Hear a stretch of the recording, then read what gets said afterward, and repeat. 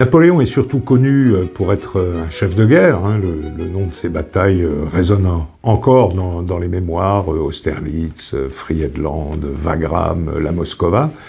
Mais on oublie parfois que Napoléon a été aussi le fondateur de la France contemporaine par les grandes réformes qu'il a créées à l'époque du consulat, c'est-à-dire entre 1800 et 1804.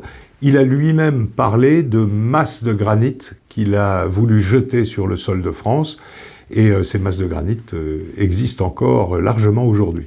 On doit à Napoléon la création ou la réorganisation d'une très grande quantité d'institutions. Mais dans les grandes créations, on cite toujours, et on a raison, le Conseil d'État, les préfets, la Cour des comptes, et puis aussi la réforme des réformes, c'est-à-dire ce Code civil des Français, qu'on a appelé à partir de 1807 le Code Napoléon, qui régit la vie en société, alors non seulement la vie et les rapports des individus entre eux, mais aussi les rapports entre les individus et l'État. Un gros tiers des articles contenus dans le Code civil d'origine, qui a été promulgué le 21 mars 1804, ce gros tiers reste encore en vigueur aujourd'hui.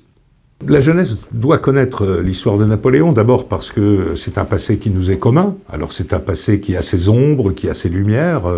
On l'a vu, il y a des tas de débats autour du règne de Napoléon, mais enfin, il n'empêche qu'on ne peut pas étudier et comprendre l'histoire de France si on ne donne pas une grande place à ces 15 années, seulement 15 années, pendant lesquelles Napoléon a gouverné, et au cours desquelles il a mis en place les fondements, les fondations, la solidité de l'organisation administrative, de l'organisation civile de la France.